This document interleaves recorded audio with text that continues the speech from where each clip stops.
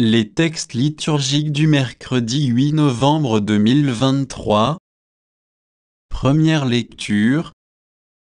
Celui qui aime les autres a pleinement accompli la loi. Romains 13, 8-10. Lecture de la lettre de saint Paul apôtre aux Romains. Frères, n'ayez de dette envers personne, sauf celle de l'amour mutuel, car celui qui aime les autres a pleinement accompli la loi. Ne commettras pas d'adultère, tu ne commettras pas de meurtre, tu ne commettras pas de vol, tu ne convoiteras pas. Ces commandements et tous les autres se résument dans cette parole: tu aimeras ton prochain comme toi-même. L'amour ne fait rien de mal au prochain.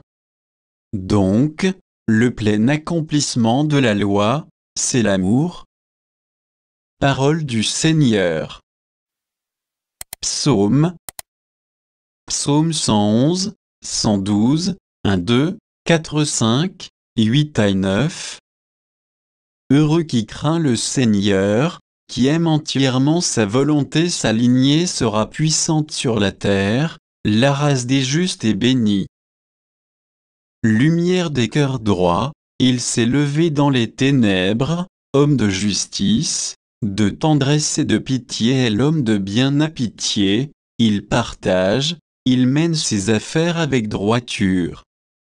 Son cœur est confiant, il ne craint pas. À pleine main, il donne aux pauvres, à jamais se maintiendra sa justice, sa puissance grandira, et sa gloire. Évangile. Celui qui ne renonce pas à tout ce qui lui appartient ne peut pas être mon disciple. Luc 14, 25-33. Évangile de Jésus-Christ selon saint Luc.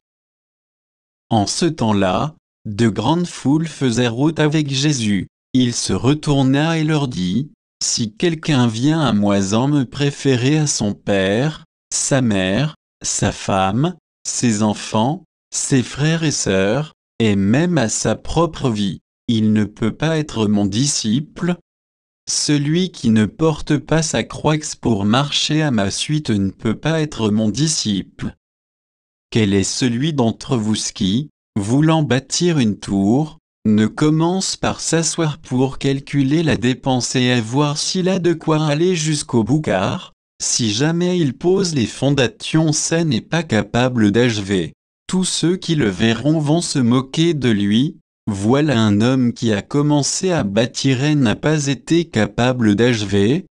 Et quel est le roi qui, partant en guerre contre un autre roi, ne commence par s'asseoir pour voir s'il peut, avec 10 000 hommes, affronter l'autre qui marche contre lui avec 20 000? S'il ne le peut pas, il envoie, pendant que l'autre est encore loin, une délégation pour demander les conditions de paix. Ainsi donc, celui d'entre vous qui ne renonce pas à tout ce qui lui appartient ne peut pas être mon disciple. Acclamons la parole de Dieu.